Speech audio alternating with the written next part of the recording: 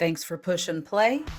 You're watching Joyce Behind the Mic, the show where life, living, live music takes center stage.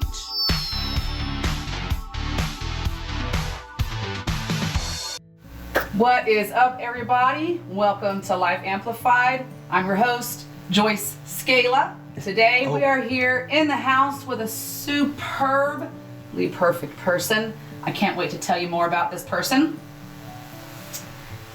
I'll tell you. Today on this episode, we're going to be talking about family matters, the music industry, and this guest's approach to life. Coming to us from the Woodlands, Texas, singer-songwriter, self-taught, multi-instrumentalist, creative talent, ball of fire, Mr. Positivity himself, my friend, Mr. Brett Axelson. Stop it. Welcome. Hey, thank you. Welcome. Yeah, you already know how much I appreciate it. I'm glad you're here. Thank you. I'm glad you're here. Me too. I called you here because you have a lot of interesting facets to your life. You have a unique journey, and you have a lot of talents, and you have stories to tell. And I want the world to know more about you. All right. I think you're an amazing person, and I think the rest of the world should know just how amazing you are, and all the ways that make you you. I'm gay, you know. We're gonna get that right out of the gate. All right. I said I'm game. Happy. Said. Yeah. Happy. All right. We like to kick off this show around here with a memory. Okay, memory. Tell each other how we know each other. Let the world know. So, I asked you earlier. Yeah. What's a memory of Joyce? What's your Joyce memory? Well, I remember when you started doing the music scene, and you were pushing the music, musicians. You were really trying to help musicians, and that's what I am. And I was like, oh, that's kind of cool. And so you eventually I said I'd love to be a part of the music scene, and you ended up having shirts made, and you said, hey, I'd like to send you a shirt. I was like, cool. But what I did not realize is when I got the shirt, my name was on the back of that shirt. And it was the coolest thing, because I was like, that is, wow. I didn't know that. Here, let's show them. It's on the back. Oh, there, yeah, do it. Point it out. And I am right there. Boom. Look at that. See? Zoom. And I saw it, and it was like, that is so cool. I was like, thank you. You know? It's an honor. I'm a musician, and I made that shirt, and that's so, yeah, I thought, Joyce Scala. She didn't tell me I was saying it wrong for 16 years. Shit. She just went with it. So anyway, Scala. It was cool. It was like, you were starting your own music thing yourself. That's why it was so cool, because you just found yourself. And I thought, this is awesome. You're finding your own musical journey, and it's starting through the Cypress music scene and all that stuff. So it was an honor. It's cool, and it was great to see that you were joining the party. My reason I love that memory so much is because getting to put your name on the back of it, it was special to me because I was new to music. I was an unknown. I was a coming out of the woodworks from nowhere individual. Yeah. And did not know any musicians at all. And it was a wonderful relationship to build. You were friendly right out of the gate, and it felt really peaceful to me to have a friendly name on the back of the shirt, because not everybody's name is on the back of this shirt. There's a lot of people's names aren't on this shirt. So in other words, yeah, we'll leave it at that. Some of them didn't quite make the cut for certain reasons. By the way, I'm sorry. I tried to get here to come over here and jam with you that day. Oh. And I truly got COVID. And what it was, I did. I got COVID. It was the second time. I'd had COVID at the very beginning when it came out. And then when we were supposed to get together, I ended up testing positive with COVID, and I couldn't make the show. So that's the truth. It was not made up. I would have come over here and jammed. It's good. I was truly had COVID again. So. It will happen. It'll happen. Yeah. So I'm just letting you know. Getting that apology out of the way, because I think you think I'm just lying through my teeth. Oh, heck no, never. Not ever. All right. We're going to talk about you a little bit, and I'm going to do some Brett quotes. Oh, interesting. This could be really messy. All right. You describe yourself as positive, optimistic, free-spirited, and value life to its fullest. And a person who loves your family, friends, and fans. So, say hello to the world and give your family a shout out. Hey, hey, hey. Y'all know who I am, and I know who y'all are. I love my mom and my sister, my whole family, my daughter, and all my friends. I really do. They are why I do what I do. So my family, my friends, and my fans, that is truly why I'm here even now. So. What's your mom's name? Barbara. Hello, Barbara. Barbara B. Axelson. Hi, Barbara. Hi, Barbara B. Melissa Dixon, my sister. There you go. Bree Bazani, my daughter. All right. We're talking about life. Speaking of life, living it to its fullest, what does Brett believe the purpose of life is? Ooh. Well, lots of angles on that one I could probably come into, but being where I'm at now in my age and what I've gone through and what I've seen, the purpose of life to me is cliche, but to be kind. Treat humanity with kindness. Find a way to be kind. And do unto others as you would have them do unto you. I mean, that sounds to buy the book. It is the truth. I really try to treat every single person I meet the same. I just do it. And do I get taken advantage of sometimes? Yep, but that's okay. And I just think that's the meaning of life. It's just, you're here, do the best you can. It's not about like things you want or trying to get. It's not that all, you don't get to keep that anyway. So just go with knowing that you treated people great. And that's what I try to do. Give to the world in all the good ways. Give more than you take. I don't want to live with any regrets, and I'm already going to, because we all do. But at least I can leave going, I was nice to people. I try to be nice. And you are. You are. If the whole world needs to know that, you are an incredibly nice person. Very nice. And almost to your vice. Oh. So here's another question I want to ask. If you could instantly master any skill or talent that you don't currently have, what would it be and how would you use it? Well, we already know you're an awesome musician, so you can't master musician. Whatever. What is she talking about? No, what else would I like to do? I love all kinds of. I don't think it's mastering a trade or anything. A skill. A skill, even. A skill. Maybe to fly, to be a pilot. Hey, there you go. Because I would love to see, when I get in a jet and go somewhere, I really, really catch myself always looking out the window at all times, because it's kind of, I like to see the earth from afar than me just walking on it. And if I could train myself to fly, I would kind of probably, even when it's dangerous, I get it can be dangerous, but I'd like it. Every time I see birds flying, I always wish I could fly. Right. Because it just seems so peaceful and so, so maybe, or even, what is the silent planes, gliders. Gliders. That's pretty dangerous too, but there's nothing, no sound. There's no motor. That's crazy to even think. You are just literally gliding in the air with no sound. That would be pretty neat to me, Daring. I know, it's daring.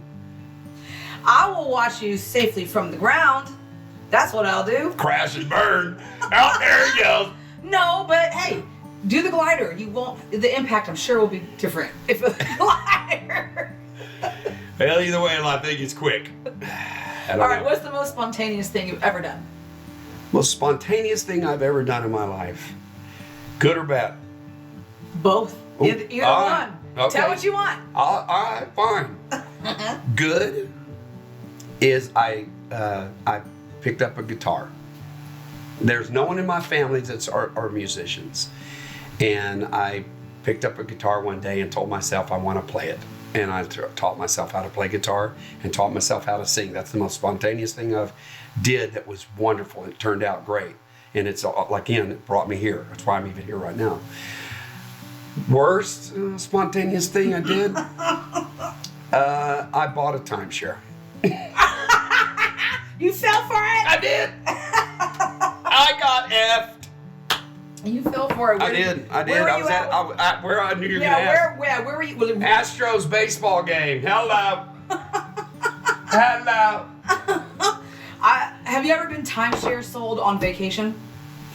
No. I actually just bought a timeshare that had said, you know why I did it though? My nephew was getting married, and guess where his marriage was going to be held at? In Jamaica.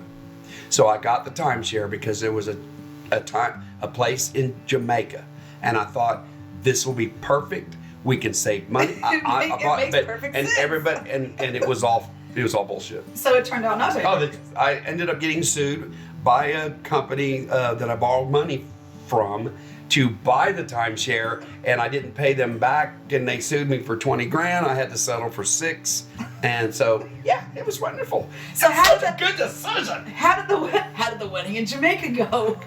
The wedding, that was actually badass. But the whole time I was there going, you know. Okay, don't buy timeshares, right? Don't do it. Don't fall for it. Just out. Don't fall for it. They're hard to get out of, by the way. I don't even know if I'm out of it now. I'll pay $6,000 to some court. I don't know. Hey, I'll just keep this in the back of my mind. We have a room somewhere in Jamaica for vacationing, and I'll call you. Yeah. And I'll just like, Brett, remember that timeshare that you bought? I'll hook you up, girl. Oh, fun stuff so far. Yeah. Fun stuff so When you far. got started. All right.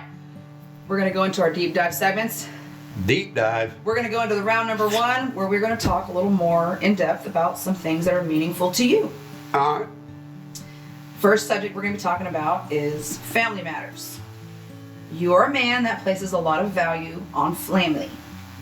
Has being a musician affected your relationships with family members? And if so, in what ways? Well, the answer is yes, it definitely affected family. Not just family, but friends. Because I took it 100%. And when I do anything, and my family and my friends who already know me, if I say I'm doing it, it's 100. I'm 100 in, or I'm 100 out. I do it. If there's something I wish I did have, is some kind of medium. I just don't. I'm either yes or I'm no. I'm just that way. So when I chose music, I knew I'm going in, and whatever it asked of me, it's getting. So when it came to gigs, I didn't care. I booked them. I had a band, and we needed to make money, and I booked the shows. And all of a sudden, my family would go, "Hey, where Thanksgiving's going to be at?" "No, I'm playing." "What?" I'm in Albuquerque, New Mexico." Mm-hmm. "Well, it's Thanksgiving. We're playing." So I missed weddings, funerals, Christmases, Thanksgivings, you name it, I missed it. And it caused a lot of problems. When I got married, it caused problems. I never was home. And I met them when I was doing it, so I wish they would have been a little more forgiving, because I was all about being married too. And you know, some people say, "Oh, you can't do that. You can't have them both." And yes, you can. You just have to have somebody on the other side that really, truly understands that this is a very demanding. It's not just me. I'm in a band. Mm-hmm. These guys, they got to do it too.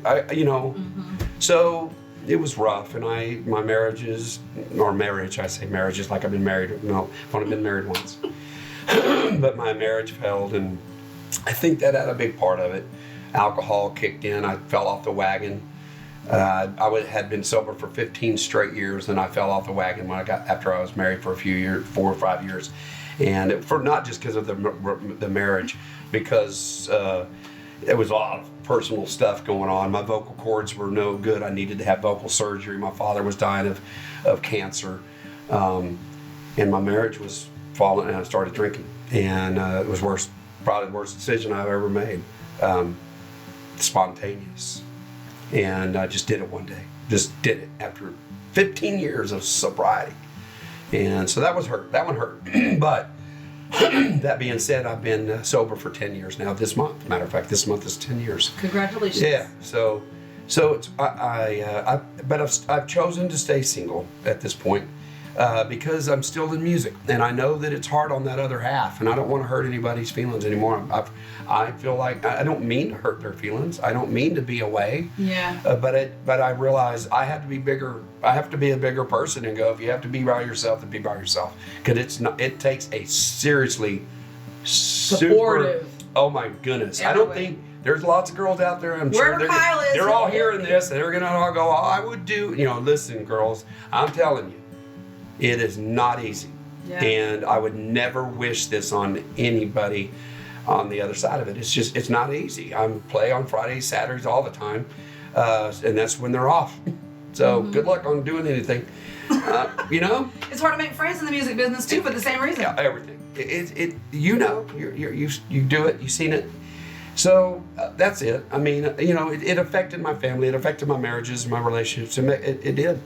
How's it like now? With it, that even out, you are in a better place. Relationships are better now, or yeah, what is completely different than? What's different now is that I'm super honest with every single person I meet. I'm single. They know that. I tell them that. I am home to take care of my mom. That is my main job, in my personal opinion. Priority.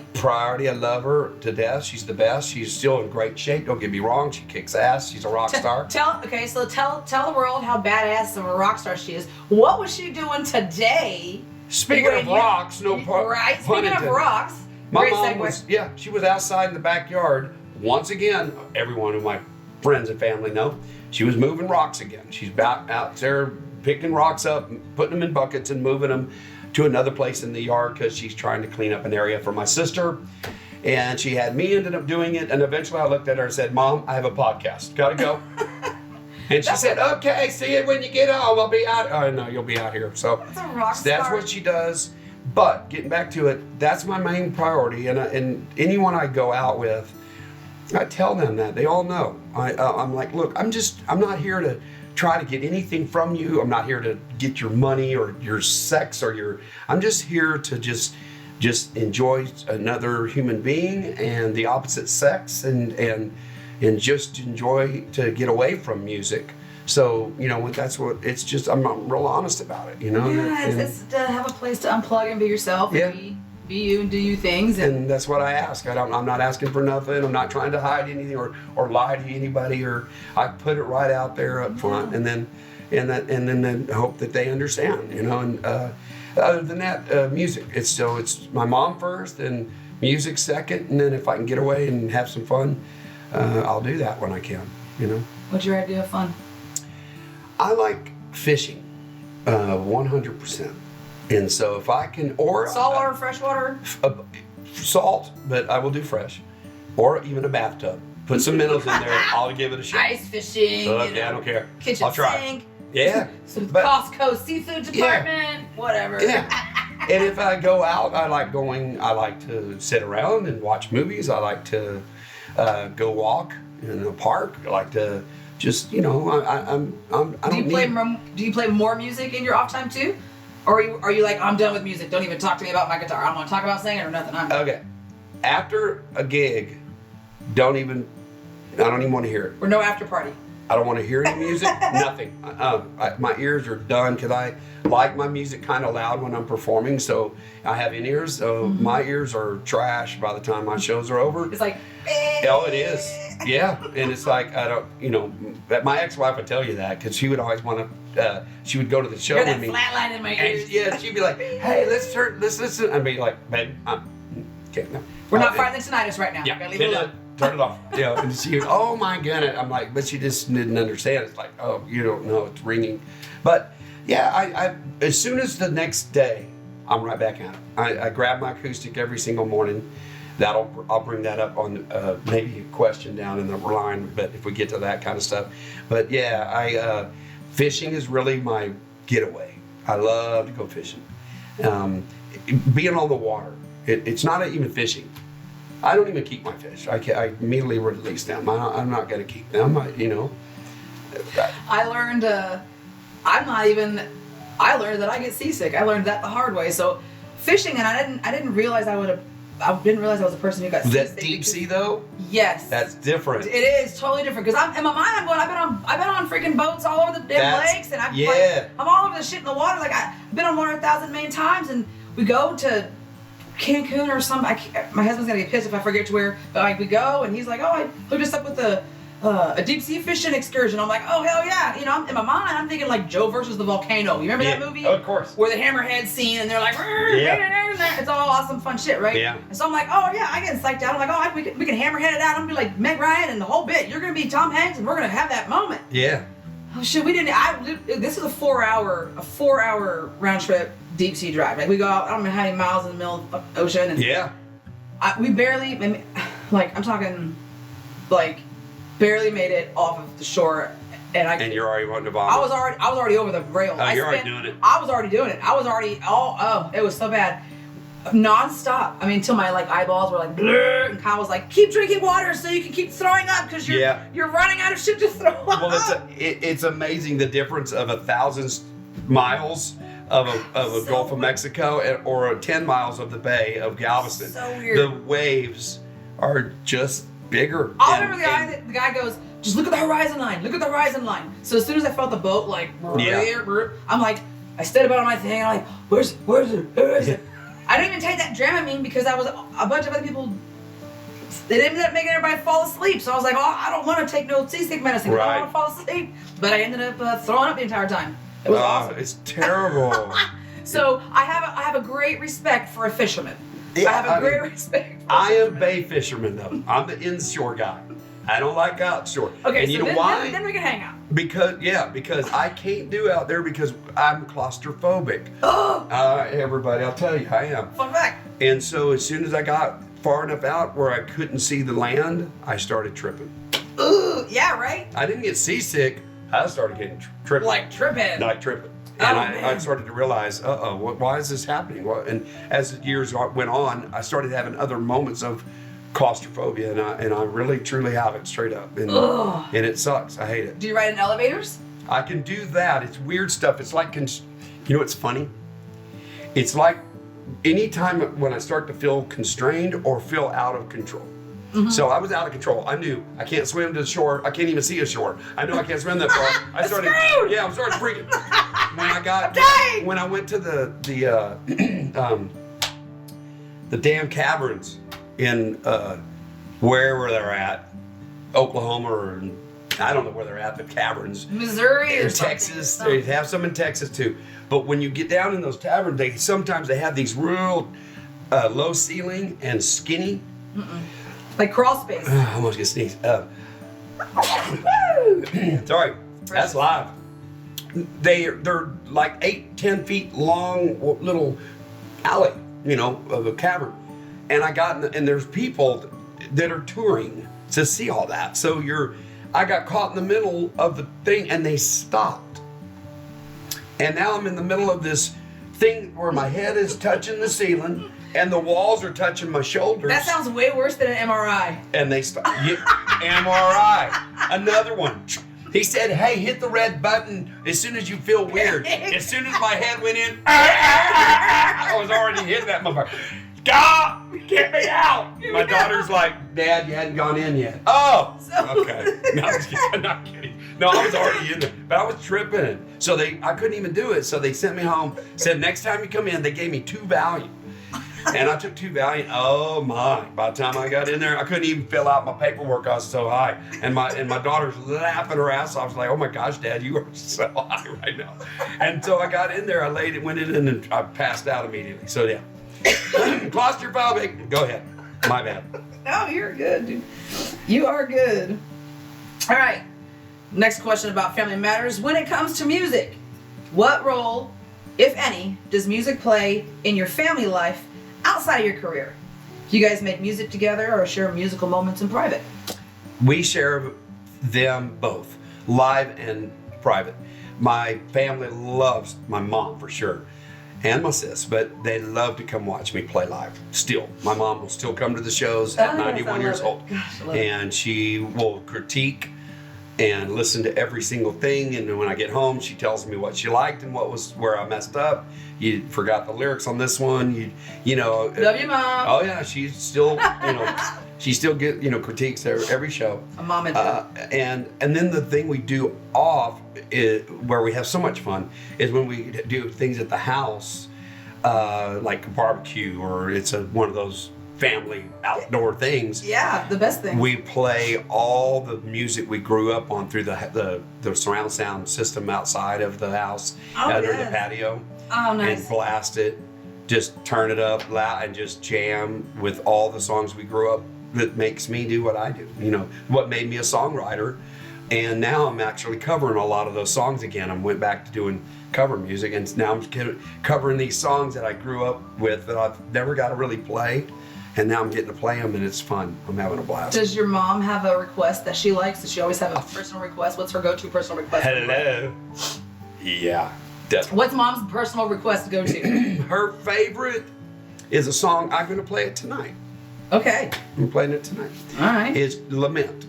Oh, yeah. She loves that song, and I know why. And she loves Slow Groove, which I'm playing tonight too. So, and that's one of the two. That's why I play. She likes those two songs, and so we can dedicate those to her. Yeah. And then the third one I'm going to do is one of my favorites, whether it's one of everyone else's favorites or not. It's one of my favorites. It's a weird story. It's a true story, and I can't believe the music that came to the story. I'll explain all that to you. It was weird. Music's weird. You know how it is. I do know. I do know. All right. Last question of round one in regards to family matters. So for this question, we're going to flash forward to the future.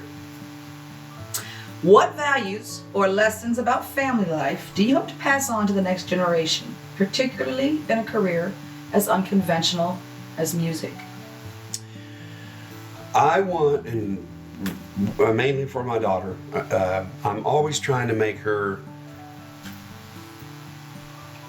I want to pass on to her to self-reward. You have to self-reward yourself so you can start to love yourself. If you do not love yourself, you will never love anything or anyone. Period. End of story. You have to truly love yourself, and that means the bad also. You've got to forgive yourself for the shit. The bad shit, just it's part of life. Deal with it. Start to find a way to love yourself. Once you start to love yourself, it makes being nicer to people easier. Mm-hmm. It makes your attitude become more positive. It's just the right thing to do. And when you're medicating and you're hiding yourself in work and being a workaholic, or you're not being real to yourself, you got to find yourself.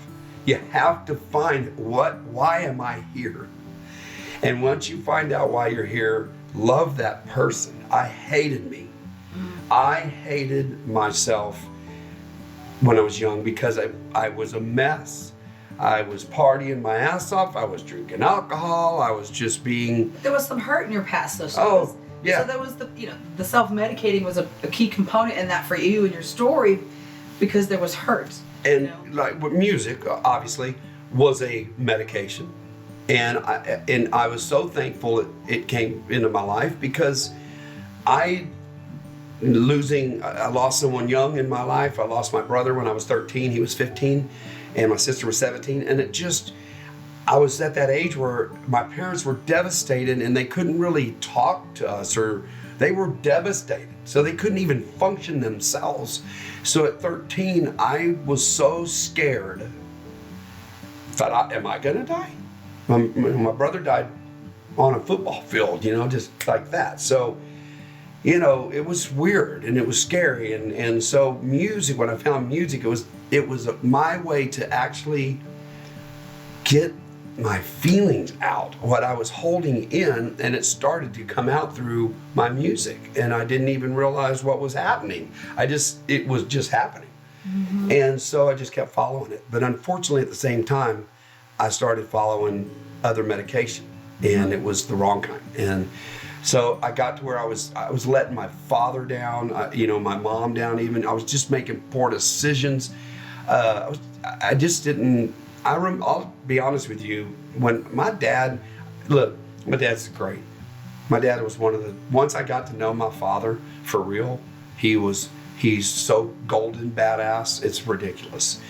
It's just that he was so hurt and he was medicating. So the medication made him say a lot of mean things to me. But it also made me, when he said, you're a piece of shit, I'm glad I heard it. Because I love my dad, and I never wanted my dad to think I'm a piece of shit. Mm-hmm. And it made me realize I want to be a better person. I don't want to be that. And then I quit. I was into music, and I was a piece of shit. I was. And my mom's always like, "Oh, for God's sakes, Brett, you are not a piece of shit." That's what she would say all the time. You are a polished turd. Yeah, polished turd, mother. I'm a polished turd. But the truth is, to me, I was. And I quit drinking and everything. I was doing everything. When I quit, it was, wow. Everything cleared up. My mind cleared up. And I started doing self-rewarding things. And I didn't even know that was happening. But it was making me like me more. And it got to the point where I actually, after like 15 years, 10, 15 years of being so, I loved me. I loved this guy. Well, what was an example of a self-rewarding thing? What would be one example of something that you would define as a self-rewarding thing that you were doing that you didn't realize you were doing that was making you feel great? Stick to do what you say. I would say stuff and I would tell people, yeah, man, I'll come over, I'll do it. Nah, I forgot. Or something else better came up. Left my buddy hanging, never even called him to tell him. I just wasn't so I started doing things that were admirable. Yeah. And not knowing it, I just started knowing I don't want to be a flake. Your moral conscience. I want to be, that's what it was. Thank God for my parents. They honestly put this moral, values, principle system into me that I didn't even know. Yeah. Gave you a barometer at least. And it started kicking in. The older I got, the more it would kick in. And I'm thankful, because that's what made me become a better person. When I fell off the wagon, it was. You want to talk about that double moment? hate. Because I know that moment. I mean, like, I've watched episodes on television that are of shows, and there's this recovered person, and they're in that bar scene, and they're looking at that glass like, my life is really hard right now, and if I feel like if I just took this drink, it would fix all my problems. And they sit there and battle with that in the camera. Yeah. Is that what it's like in real life, or what was it like for you that one moment when you were like, fuck it? It was. That's what happened. I was not happy. I was in a bad spot. My dad was dying of cancer, and it was horrible. I had a polyp on my vocal cord. So the first thing I found out was I had to find out, which scared me, is it cancer? So that freaked me out. I didn't even think of it. So where were you sitting when you took that drink? Where were you at? I was in my house. I'll never forget it. I was standing in my kitchen at 12212 Gun Oaks Place in the Woodlands, Texas. And my marriage was just bonkers, mainly because of me. And I say that it takes two to have a marriage kind of get bad, but it wasn't really the marriage. The marriage was getting kind of funky, but it was my dad dying of cancer. I couldn't sing anymore, and I didn't know why. And when I went to the doctor and they said, you got a major polyp on your left vocal cord, we need to get a sample and make sure it's not cancer. I was right there. I didn't know if I had cancer yet or not. So I knew my dad was dying of cancer. I have a polyp, and they were saying we need and then my marriage was kind of funky, and it all just, and I looked up. Overwhelmed. I opened the pantry up to get food, and my wife would keep the little baby bottles of like the airplane from the airplanes, and along with my sister or whoever, and we would kind of collect them, and they would just be up there. And I saw one, and I looked at it, and I couldn't believe it, but I just grabbed it and drank the whole bottle. They were only that big, but it's like a shot. And I ended up doing like probably 5 or 6 of those in a row. And the thing about Brett, if you heard me earlier, I said 100 to nothing. You got it. And I tried to tell, when my wife. So that decision led to another 10 years, or that led to 10 more years of drinking. Boom. Just like that. You'd be Just sober forever in that one like thing. That. That's crazy. And that's why I used to tell my friends, my family, I tried to tell them, they would say, "Oh, you're an alcoholic." Well, I kind of teeter-totter on that. Like it's a touchy subject and taboo. Well, but describe it, because it's not all this alcohol. Is why, and I'm going to talk out loud and see what y'all think after you watch this, because I need to know. I never was I'm a people person when I'm out, and I wanted to be the party, and I wanted to be. Yeah. I never ever had like I want that. I never was like, if I did cocaine, I could never do that again. And then some people are like, you do cocaine and you're going to do it you'll be addicted. I never really, to me, it had an addictive personality to me. I just knew when I do something, I want to do it. It's just what I do. Yeah. So when I started drinking, when we were young and we would go to party at 18, we drank till we dropped, because that's what we did. So that's kind of when I do something, I'm going to do it. So if I'm going to drink, then I'm going to get drunk. If I'm going to go golfing, I'm going to get my clubs and I'm going to go golfing. That's just how I looked at it. And so, but I never realized, I did know though. That's why I didn't want to do it. That's why I kept looking at that, and I was crying. So there you go. I was crying looking at it. And I knew I don't want to have cancer.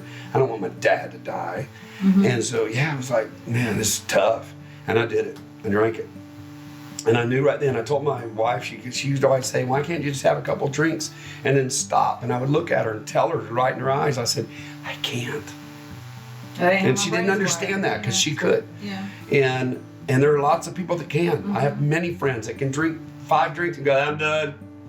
I'm like, drink 5 drinks and I'm like, let's go. I mean, it's go, And that's me. And so when I fell off the wagon, I knew this is the worst thing I ever did. And everything happened. You can name it. I just screwed everything up. What was the flash forward 15 years into your off the wagon time? What was the thing that kicked your ass back onto the wagon? Yeah, what kicked you back on, or whatever? It's very simple. It was 2 things. One was the first time I was engaged to be married with Shelly, and it was kind of a joke, but not a joke. She came in and woke me up and said, Brett, did you come straight home from the gig last night? And I said, yeah. And she said, you sure? And I was like, yeah, why? And she goes, and you drove home like on concrete, right? You came home on, I'm like, and what are you talking about? Of course I drove home on concrete. I'm like, where's this going? And I'm hungover, and I was trying to act like I wasn't. And I was just, and she said, why don't you come outside? And so I was like, oh, okay. So I go outside, and when I look, she goes, where'd you come home from? And I look in my grill of my truck, there's Cornstalks.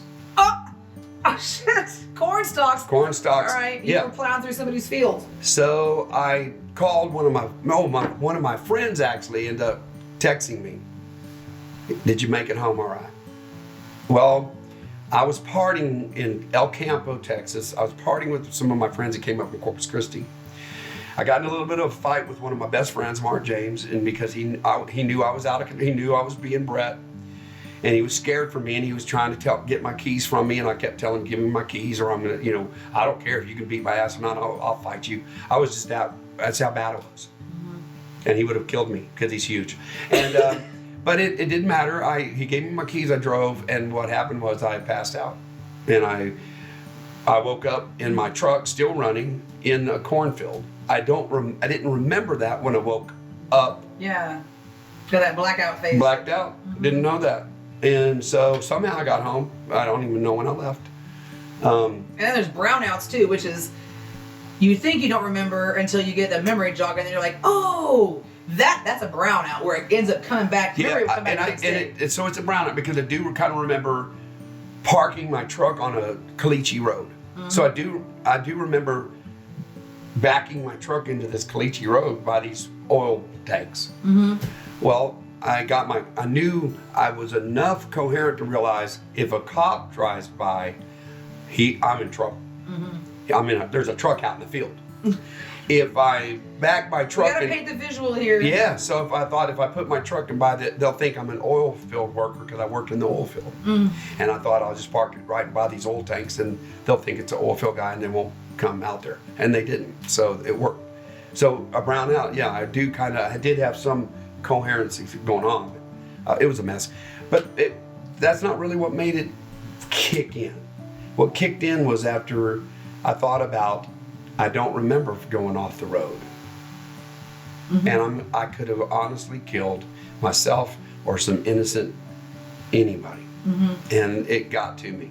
And I remember going home after she told me that, and I got in the house, and I remember took a shower. I remember looking smack dab in the mirror and said, I hate you. And I don't want to hate you. So who was the guy that you used to love? Remember him? Who was that guy? And I just went right back to the sober Brett.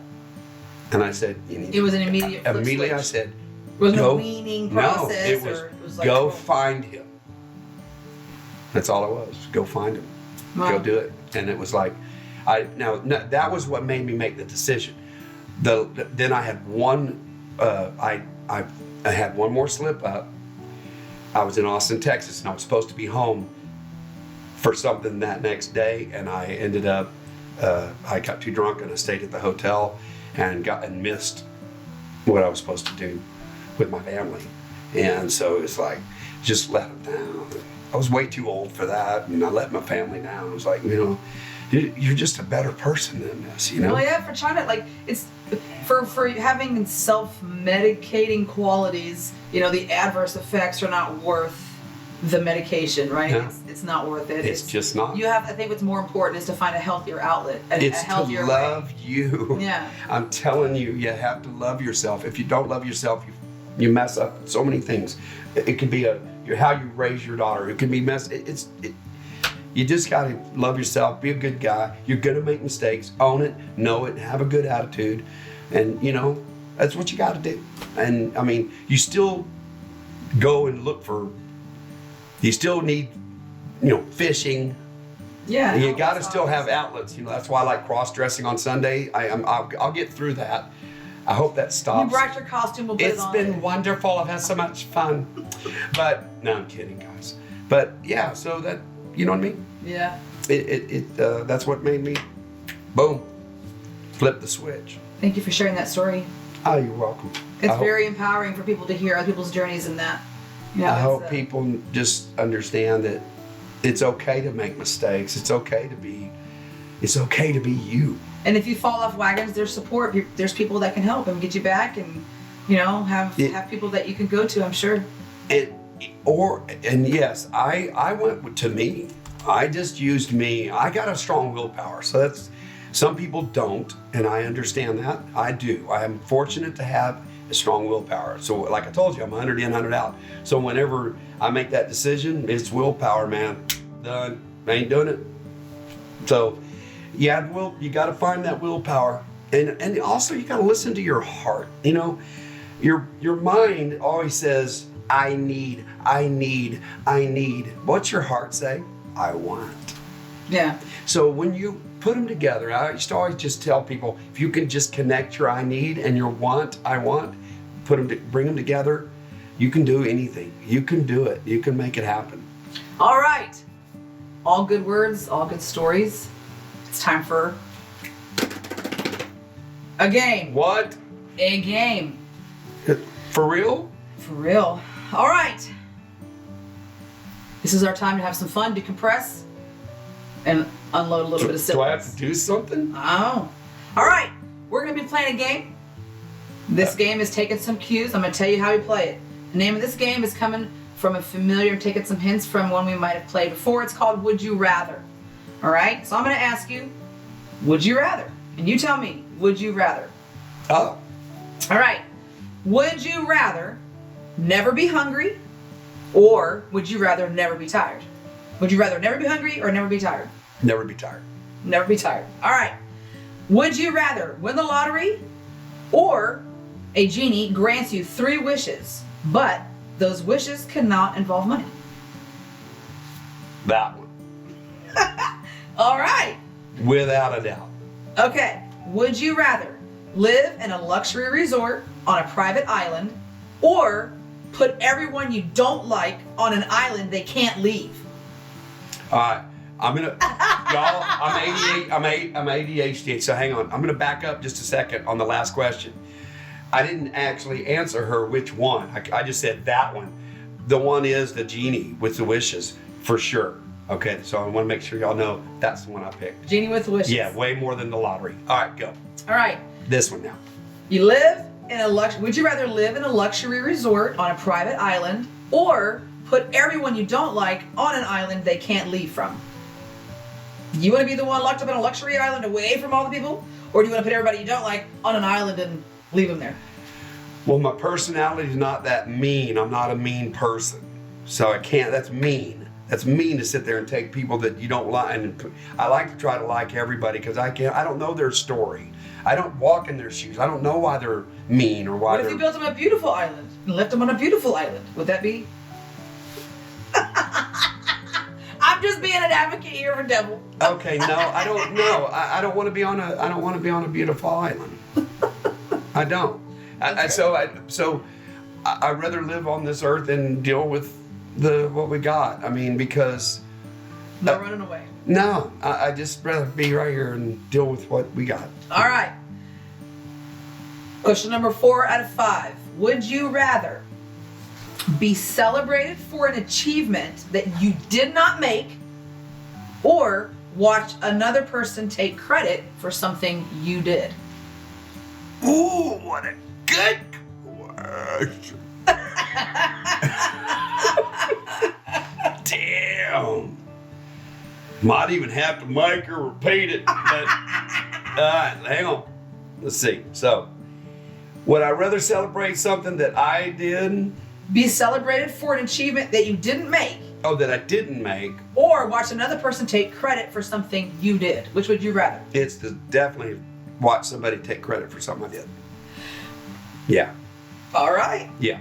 Okay, last question. Would you rather be the captain of a pirate ship in the 18th century, or the captain of a spaceship in the future? The first one. 18th century pirate ship for the win? As long as the pirate's nice. As long as there's some... As long as he's a nice pirate. I don't know if there's such a thing. So I might have to go back and say the future. I don't know. Damn it. You gotta. All right. That's tough, man. And that wraps up round 1 of fun. What? High five for that. Ladies and gentlemen, some original music from Brett Axelson. Woohoo! Like that.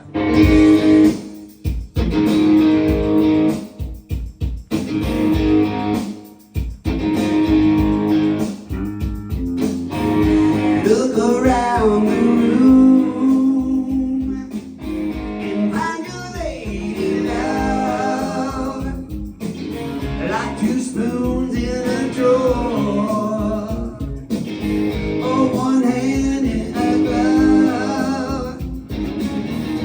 Get ready to do the slow groove, yes, slow groove. Slow groove. Now wrap your arms around her and roll across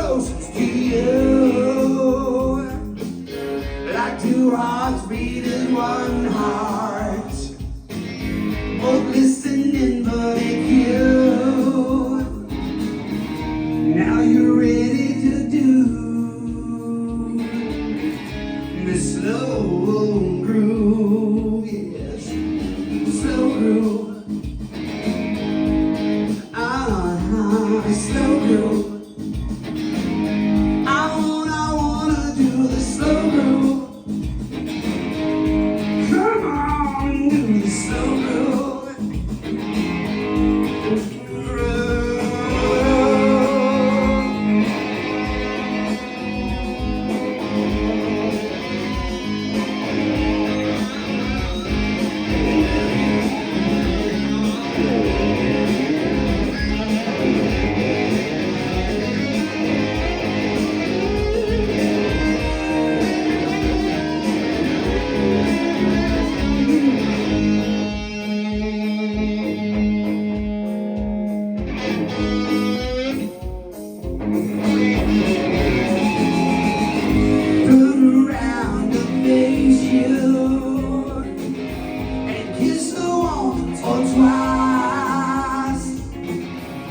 Take time for each other, and now ain't that nice?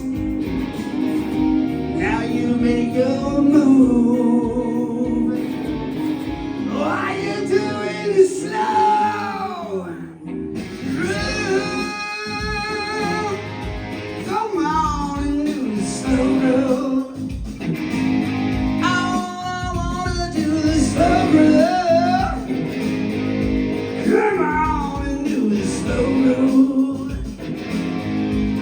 Kyle feels that groove in his soul.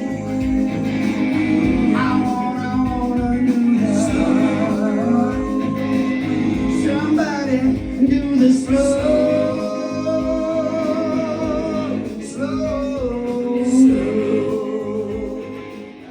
This episode of Life Amplified is brought to you by 403 Eats, located on Main Street in Tomball, Texas, offering live music, family-friendly environment, and delicious food and drinks to enjoy. Visit them online at www.403eats.com for more information, and we'll see you there.